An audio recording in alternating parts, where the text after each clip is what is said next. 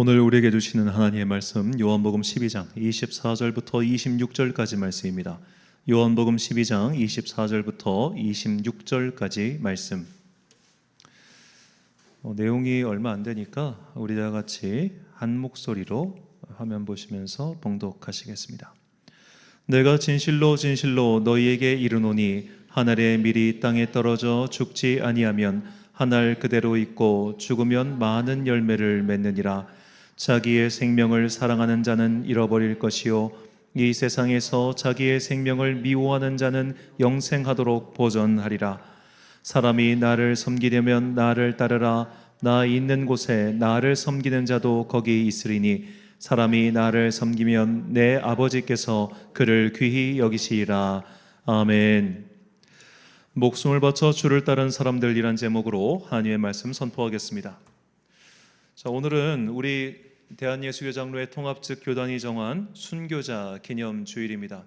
순교가 무엇인지는 대부분 알고 있을 텐데 일단 단어의 정의부터 다시 한번 말씀드리면 진리를 위해 믿음을 위해 자기 생명을 바친 사람들 혹은 그런 행위를 순교 혹은 순교자라고 부릅니다. 성경에 나온 최초의 순교자는 우리가 잘 알고 있는 7 집사 중 한 명인 스데반 집사입니다. 자, 이 순교자 스데반 집사의 이야기는 사도행전 6장과 7장에 나오는데 그때 이 스데반의 표정을 묘사하는 그 말씀이 참 중요합니다. 6장 15절과 7장 59, 60절 말씀 제가 읽겠습니다. 공회 중에 앉은 사람들이 다 스데반을 주목하여 보니 그 얼굴이 천사의 얼굴과 같더라. 그들이 돌로 스데반을 치니 스데반이 부르짖어 이르되 주 예수여 내 영혼을 받으시옵소서 하고 무릎을 꿇고 크게 불러 이르되 주여 이 죄를 그들에게 돌리지 마옵소서 이 말을 하고 자니라. 아멘. 자, 지금 사람들이 둘러싸서 돌을 던져 죽이려고 하고 있습니다. 그런데 얼굴 표정이 천사와 같다고 나옵니다. 그리고 그가 돌에 맞아 죽었습니다. 그런데 성경은 그더러 자니라 라고 표현합니다. 즉 그의 죽음에 그의 순교의 처음과 끝 그 완성은 모두 평안이었어요. 평안. 이것이 순교자가 얻을 수 있는 영광의 모습이라는 겁니다. 마치 우리가 죽음을 불사하고 싸우겠다 머리에 띠두르고 막 데모하고 봉기하고 이런 것은 순교와는 거리가 멀어요. 순교란 주님께서 주시는 하늘나라의 소망을 품고 믿음을 지키며 평안 가운데 가는 게 바로 순교의 가장 아름다운 그리고 영광스러운 모습이죠. 이 순교의 본을 스데반 집사가 보여줬고 그 이후로 2000년 기독교 역사 동안 셀 수 없이 많은 사람들이 이 순교의 길을 따라갔습니다. 자, 오늘은 특별히 이 한반도 순교의 역사만을 좀 주목해서 보려고 합니다. 우리나라 순교의 역사는 크게 3기로 나눌 수 있습니다. 첫 번째는 이 가톨릭 교회가 도래했던 조선시대 중후기 때입니다. 이때 시내박해, 신유박해, 기해박해, 병호박해, 병인박해로 인해서 많은 가톨릭 사람들이 순교를 했지요. 이게 좀 재밌는 것? 좀 역사의 아이러니라고 할 수 있는데 가톨릭 교회는 이때 빼곤 순교자가 없습니다. 그들은 일제강점기와 공산주의 치하 때 단 한 명의 순교자도 나오지 않아요. 왜 그럴까요? 이건 뭐 여담이긴 한데 이 조선시대 때 너무 많은 사람들이 죽고 나니까 이 가톨릭 교회가 선교의 방향을 바꿔요. 토착화로. 그래서 그들은 일제에도 잘 대하고 공산주의가 와도 넘어가고 그러니까 최대한 정권 혹은 정치와는 거리가 두는 방식을 택했다는 거예요. 그래서 어떠한 일도 일어나지 않았습니다. 그래서 한국 가톨릭 교회는 순교자 숫자를 파악하기가 되게 쉬워요. 요때 죽으신 돌아가신 분들만 기억하고 있으면 돼요. 자, 이제 2기는 일제 강점기고 그리고 이때 이제 독립운동 및 신사참배로 인해서 많은 순교자들이 나왔고요. 그리고 3기는 한국 전쟁기 때 공산당에 의한 순교자들입니다. 그래서 한국 개신교의 순교자들의 숫자를 파악하는 게 쉽지가 않습니다. 왜냐하면 원래 한국 개신교 특히 장로교회는 이북 지역에 많았는데 이 북한 김일성 정권이 들어오고 나서 도대체 몇 명이 순교했는지 알 도리가 없는 거예요. 그래서 정확하게 몇 명이 순교했다 우리가 이렇게 알기가 좀 어렵고요. 두 번째로 독립운동을 하신 분들과 순교하신 분들이 섞여 있습니다. 그러니까 많은 독립운동가들이 개신교 그리스도인이었어요. 그러다 보니까 이분들이 이제 독립운동을 하는데 이게 애매한 게 있어요. 이분들이 그리스도인으로서 독립운동에 참가했는가? 아니면 민족주의자인데 기독교회가 필요해서 기독교회의 소속으로서 독립운동을 했는가? 이게 좀 차이가 있습니다. 오늘 그거 이야기하면 너무 하세월 길어지니까 일단은 거기까지만 말씀을 드리고요. 그래서 이제 교단별로 또 이제 파악하고 있는 명단이 다르고 내용이 다르고 또 여기에 사실 친일파까지 섞여 있어요. 나중에 가면은. 그래서 이제 통일되어 있는 한국 개신교회 순교자 명단은 이렇습니다라고 하는 자료는 아직까지는 없습니다. 다만 이제 많은 사람들이 인정할 수 있는 그런 대표자들, 그런 분들을 기리는 기념관이 있는데 바로 용인에 있는 한국 기독교 순교자 기념관이에요. 용인에 있습니다. 그러니까 이게 양화진에 있는 것은 외국인 선교사들 그분들 이제 무덤이고요. 용인에 있는 게 이제 한국 이제 우리나라 사람들 그분들 순교자 기념관입니다. 근데 여기에 이제 가신 분들이 그나마 많은 사람들의 어떻게 보면 좀 합의에 이른 그런 분들이고 아직 좀 교단별로 좀 이렇게 인원수의 차이가 있다. 그렇게 알고 계시면 좋겠고요. 오늘은 그 사람들 중에서 600명이 넘는데 제가 이 시간 그걸 다 소개할 수는 당연히 없고요. 일단은 중요한 분들 그리고 제가 이제 소개하고 싶은 분들만 몇 명 추려서 말씀드리도록 하겠습니다. 먼저 조선시대와 일제 강점기 시대의 순교자들 말씀을 드리겠는데요. 우리나라 최초의 개신교 순교자는 백홍준 선생님입니다. 이분은 평안북도 의주에서 활동하셨는데 스코틀랜드 장로교의 선교사였던 존 로스와 그리고 그의 후임인 맥킨타이어 선교사와 협업해서 한글 성경을 번역했던 분입니다. 자, 이렇게 한글로 번역된 성경을 들고 이제 국경을 만주에 있다가 이제 국경을 넘어서 한반도로 들어오려고 했는데 이게 너무 들어오기가 어려웠다고 해요. 왜냐하면은 이 조선 시대 말기였기 때문에 뭐 이제 우리가 한국 현사 배울 때 뭐 아간 파천이라든지 여러 막 일제, 러시아, 뭐 미국 막 여러 가지 열강들이 조선 땅에서 각축전을 벌였잖아요. 그러다 보니까 외국인 선교사와 샬라샬라하고 노는 거를 사람들이 본 거예요. 저거 외국인 앞잡이 아니야 해가지고 그들이 들어오는 걸 막았습니다. 그래가지고 어떻게든 이 번역한 성경을 갖고 들어와야 되는데 이 고민했던 백홍준 선생이 성경을 한 장 한 장 찢어요. 그리고 그거를 돌돌돌 말아가지고 마치 담배처럼 돌돌돌 말아가지고 보찜 안에다가 일일이 숨겨놓습니다. 그걸 갖고 이제 고향 의주로 돌아와가지고 의주에 가서 그걸 하나하나 다 펴가지고 책을 만들고 그걸 다시 또 필사해서 사람들에게 나눠주기 시작하죠. 이렇게 해서 의주에 있었던 백홍준 선생 댁에서 14명의 교인들이 모여서 의주 교회가 시작됐고 이제 그 언더우드 선교사가 그 소식을 듣고 그쪽으로 가서 세례를 베풀고 세례 교인들이 모여서 예배하는 교회가 되었습니다. 그런데 이제 이 백홍준 선생이 외국인과 곁탔겠다 그런 이제 헛소문이 퍼지면서 당시 평양 감사였던 분이 그분을 감옥에 가둬버렸어요. 저거 외국인 앞잡이다 해가지고 옥에 가둬버렸는데 이 조선시대 옥이었으니 얼마나 환경이 나빴겠습니까? 이분이 옥살이 2년 만에 이제 큰 병을 앓고 순교하고 말았죠. 그래서 최초의 개신교 순교자는 이 백홍준 선생님이었다. 이걸 기억하면 되겠고요. 자, 두 번째로 이제 일제 시대 순교자들 말씀드리겠습니다.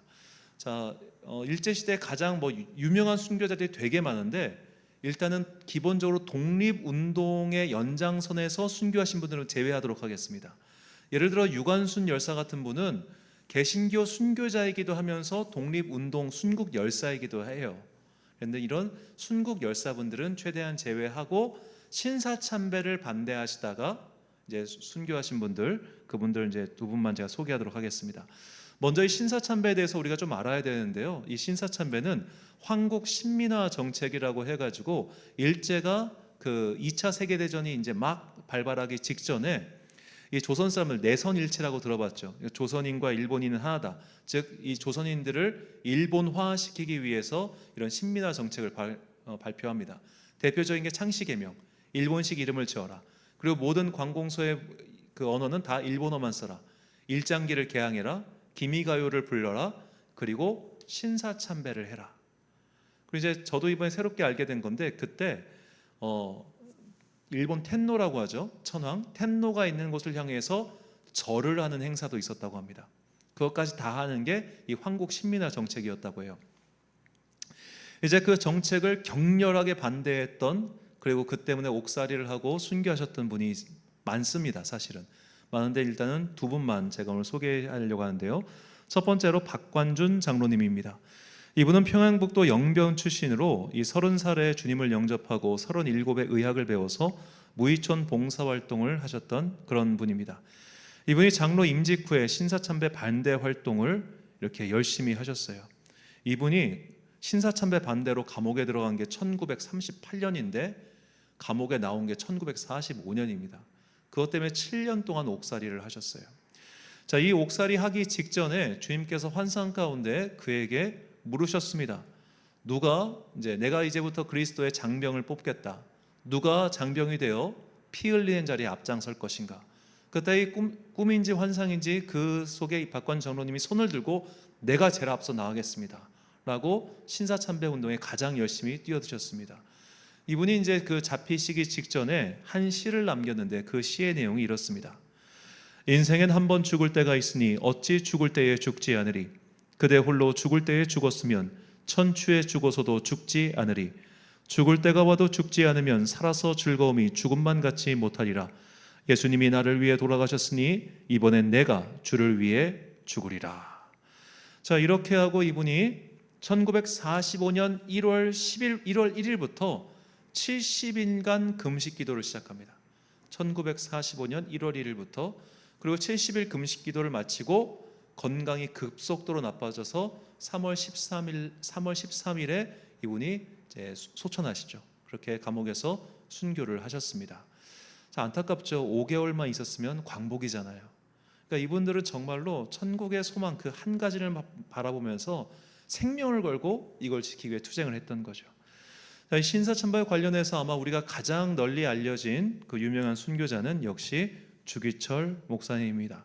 자, 이분은 이제 건국 훈장 독립장을 추서받은 독립유공자이기도 하죠. 자, 이분은 경남 창원 출신이신데 목사가 돼서 부산과 마산 등에서 목회를 하다가 이제 평양 산정현 교회로 부임하게 됩니다. 그 부임하게 되신 이유는 이 사모님 안갑수 사모님이 5남 1녀를 낳으셨는데 막내 아들을 낳으시고 곧 돌아가세요. 그리고 이제 오정모 선생 그분과 재혼을 하셔가지고 평양 산정현으로 가셔서 거기서 목회를 하십니다. 그러니까 이분 순교 일대기에 나오는 뭐 감옥에 갇혔을 때 이렇게 옥살이 그걸 뭐 옥바라지라고 하죠.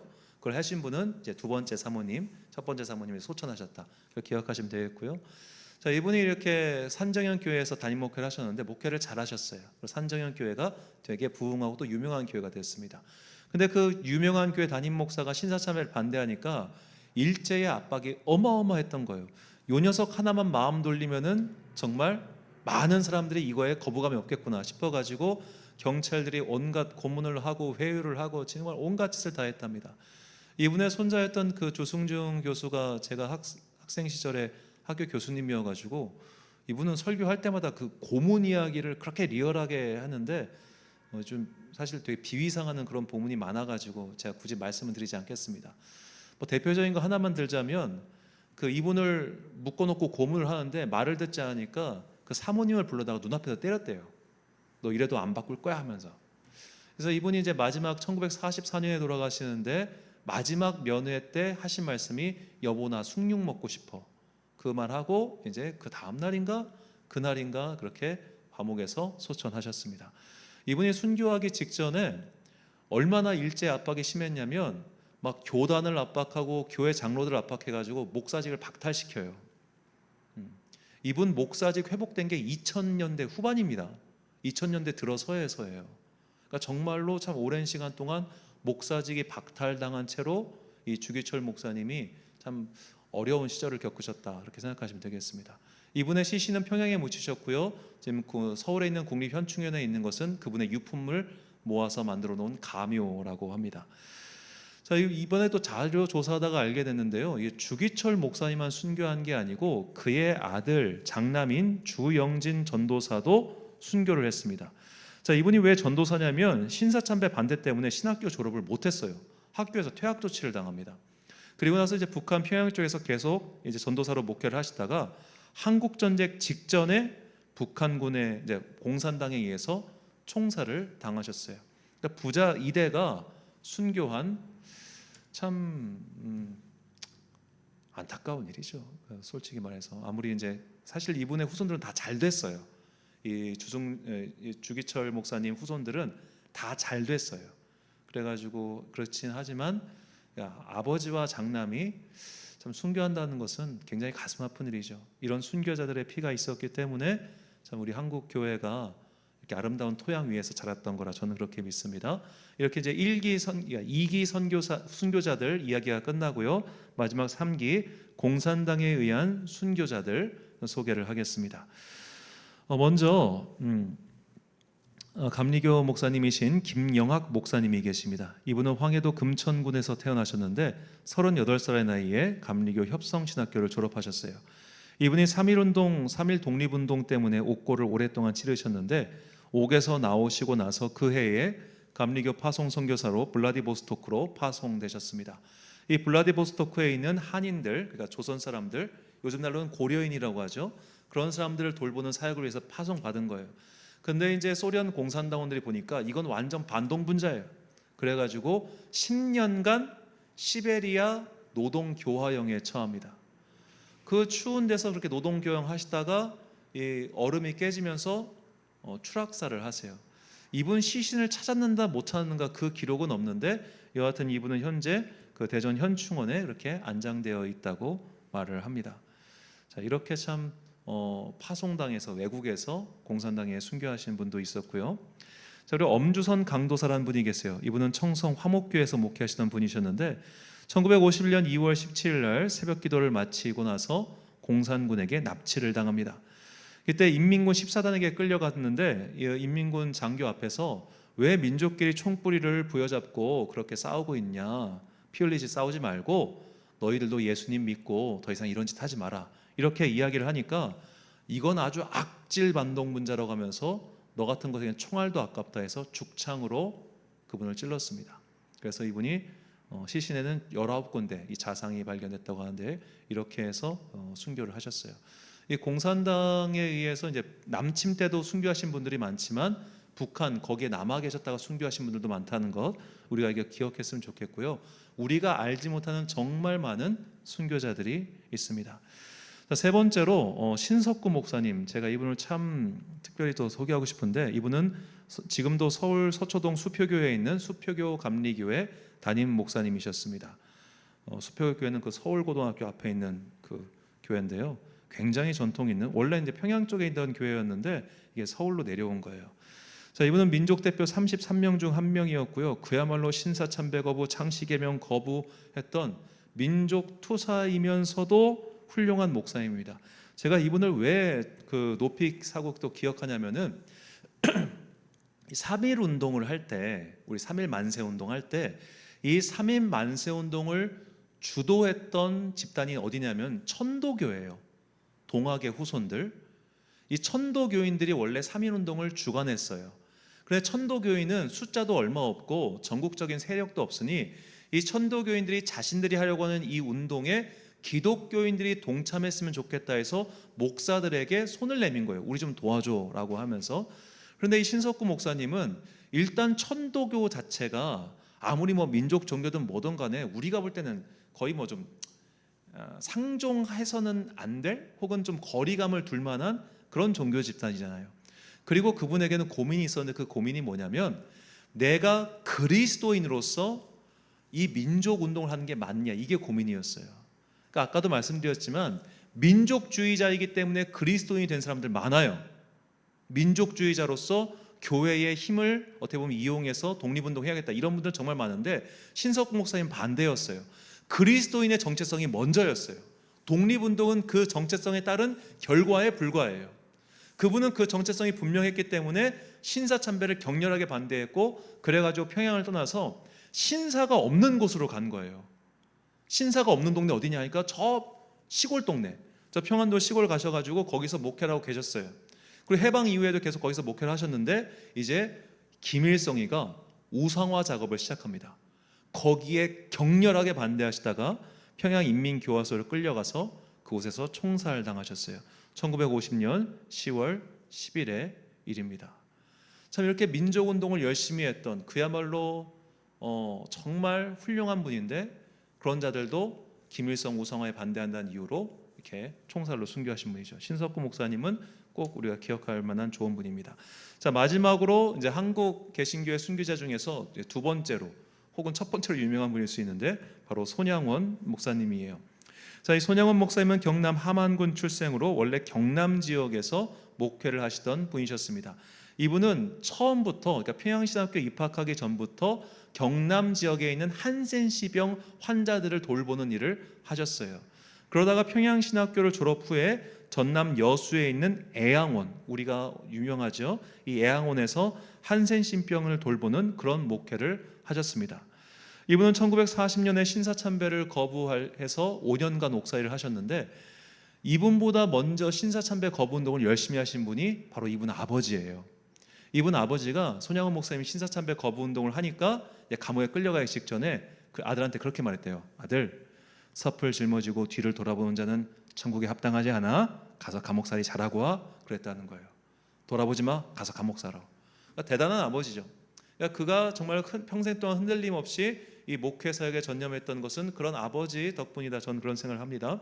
자, 그러고 나서 1948년도 해방 이후에 여순 사건이 일어납니다. 옛날에는 여순 반란 사건이라고 부르는데 요즘에는 여순 사건이라고 부릅니다. 그 여순 사건 때 그의 두 아들 손동인과 손동신이 북한의 어떻게 보면 굉장히 사실 공산주의자들 손에 의해 이 둘이 살해를 당해죠. 그렇게 아들들이 살해를 당하고 나서 유명한 이야기죠. 그 주동자 중 한 명이었던 분을 자기의 양자로 그렇게 입적이라고 해야 될까요? 양자로 이렇게 하게 됩니다. 그리고 나서 이제 1950년도에 이제 북한군이 쳐들어왔을 때 공산당의 손에 의해서 이렇게 살해 당하시게 되죠. 이 살해당하기 직전에 이제 순교하시기 직전에 이틀 전인가 태어난 분이 막내 아들 손동길 목사님이에요. 유복자라고 하죠. 이분은 지금도 1915년부터 있는 그 손양원 목사님 순교 기념관에서 안내를 하고 계시다고 합니다. 자, 이 1948년도에 이게 두 아들을 잃고 그 공산주의자를 자기 양자로 입양했다는 소식이 전국으로 퍼져요. 그래서 그 소식을 듣고 누가 찾아오냐면 백범 김구 선생이 여수까지 찾아옵니다. 그리고 여수에 찾아와서 이게 가운데 김구 선생 바로 옆에 있는 분이 손양원 목사님이고 이 등치 큰 분이 김구 선생인데, 이 김구 선생이 손양원 목사를 찾아와서 말합니다. 뭐냐면은 자기가 이 민족 중흥을 위해서 한 학교를 세우려고 하는데 이 손 목사님, 당신을 보니 당신이 참 훌륭한 사람이다. 와서 내가 세우려고 한 학교에 교장이 되어달라. 그렇게 청합니다. 그러자 손양원 목사님이 나는 여기 있는 한센시병 환자들을 두고 떠날 수가 없습니다. 라고 그렇게 말하고 거절을 해요. 그러니까 김구 선생이 더 감동해요. 세상에 이렇게 훌륭한 사람이 있냐 해가지고 그 자리에서 자기 친필로 한시를 남겨서 주는 게 지금도 이제 기념관에 남아있는 답설 야중거라고 하는 한시입니다. 이 답설 야중거, 이 한시는 그 백범 선생이 되게 애송했다고 하는 한시인데 이 조선시대 후기 문인인 이항원 선생이 지었던 한시죠. 들어봤을 겁니다. 눈 덮인 들판을 걸을 때 함부로 걷지 말 것은 오늘 내가 걸은 발자국이 뒷사람의 이정표가 되기 때문이다. 이 한시를 이제 남겨두고 그렇게 떠났어요. 그리고 나서 1949년 4월 17일자 서울신문에 이 손양원 목사에 대한 글을 김구 선생이 이렇게 다음과 같이 썼습니다. 제가 좀 길지만 읽어드리겠습니다. 여수교회 손양원 목사의 사적을 듣고서 나는 그분의 종교가다운 온정과 자비심에 탐복하고 경의를 표했다. 공산당을 진정으로 이긴 사람은 손양원 목사이다. 그는 무고한 동포들을 학살한 좌익 소아병자를 완전히 고쳐서 선량한 인간이 되게 하였다. 자기의 사랑하는 두 아들을 학살한 좌익 학생에게 온정과 원호의 손을 쥐어주면서 회유시킴으로써 다수의 좌익 사람들로 하여금 잔인한 파괴 행동을 벌이고 순수한 인간성을 회복하게 하였다. 이 땅의 정치가들에게도 손 목사와 같은 아량과 포용성과 수완이 있다면 공산주의도 이길 수 있고 남북 통일도 실현할 수 있을 것이다. 정치는 감정을 삼가고 이지를 발휘해야 한다. 자, 그만큼 손양원 목사님은 당대에도 매우 훌륭한 목사님이셨고 그의 마지막 또한 흔들림 없는 길을 가셨습니다. 그래서 오늘날 이제 이 손양원 목사님을 기념하는 관이 두 곳이 있는데요. 하나가 이제 유명한 전남 여수에 있는 손양원 기념관이고, 얼마 전에 함안, 그러니까 그분이 태어나신 그 고향에 손양원 기념관이 2017년도인가 건축되었다고 합니다. 이 건축가 이은석 씨가 만들었는데 이 건축물이 2017년 한국문화공간 건축학회상, 2019년 한국건축가협회상을 수상한 굉장히 잘 만든 건축물이라고 합니다. 그러니까 유품이 남아있진 않아요. 유품은 전부 전남 여수로 가셔야 되고 그냥 그분을 기리는 공간으로 만들었는데 굉장히 잘 만들었다고 하니 혹시 시간이 되시면 한 번쯤 가보시는 것도 좋겠습니다. 자, 제가 오늘 말씀드린 것 외에도 혹시 한국에 있는 순교자분들에 대해서 좀 궁금하다 하시면은 인터넷에서 총회 순교자 기념 선교회를 치시면은 이분들의 각각 순교자들의 연도와 활동과 명단이 쭉 나와 있으니까 여기를 참고하시면 좋겠습니다. 다만 여기에는 주로 장로교 쪽에서 활동한 분들이 많지 타교단 쪽은 별로 없기 때문에 이 점은 꼭 기억하셨으면 좋겠습니다. 자, 이제 이 순교자들의 이야기를 읽으며 우리는 그런 생각을 하죠. 야, 나라면 과연 저 고문을 견디고 저 핍박을 견디고 저 압박을 견딜 수 있을까? 그러나 우리는 내가 이것을 할 수 있을까 없을까를 고민하기에 앞서서 우리가 해야 되는 분명한 명제를 기억해야 됩니다. 주님께서 오늘 우리에게 이렇게 말씀하시죠. 25절 말씀 제가 읽겠습니다. 자기의 생명을 사랑하는 자는 잃어버릴 것이요 이 세상에서 자기의 생명을 미워하는 자는 영생하도록 보전하리라. 아멘. 자, 생명을 미워한다는 것은 단순히 난 그냥 그만 살고 싶어, 나 죽을래, 이런 하찮은 것을 뜻하는 것이 아니라 가장 귀하고 가장 소중한 내 생명, 내 기쁨, 내 인생, 내 행복조차도 하나님 나라의 그 영원한 생명과 보상을 위해 내려놓을 수 있는가? 그거를 지금 주님께서는 요청하고 계신 거예요. 우리가 때마다 사도신경으로 고백하지 않습니까? 몸의 부활과 영생을 믿는다고 말이죠.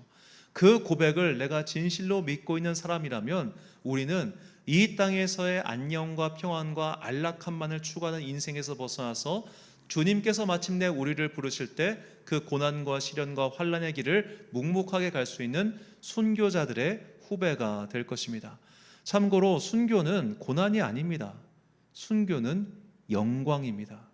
그리고 그런 영광스러운 순교는 사실 아무에게나 오지 않습니다.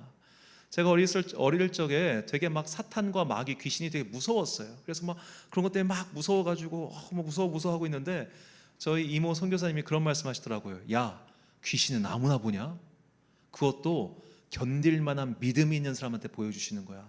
마찬가지예요. 순교는 아무나 할 수 있는 게 아닙니다. 순교를 할 만한 믿음의 사람에게 그 영광의 면류관을 주시는 거예요. 우리가 순교를 할 수 있을까를 염려하기에 앞서서 오늘 내가 하나님 나라의 영생과 그 소망을 품고 있느냐, 이것부터 돌아보시고 그 영생과 소망을 품고 살아가는 주의 자녀들이 되시길 예수님의 이름으로 축원합니다. 야고보서 1장 12절 말씀 함께 봉독하겠습니다. 시작.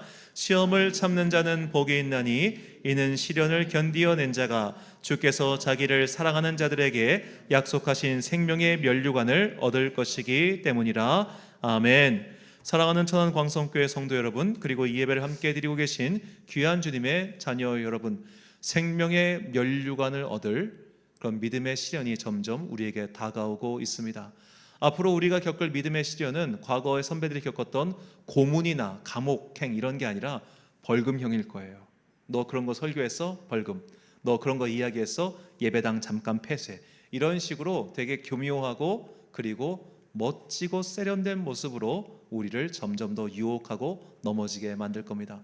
사람들은 우리의 예배를 비웃을 겁니다. 아직도 시대가 이런데 그런 고리타분한 행동을 하고 있어?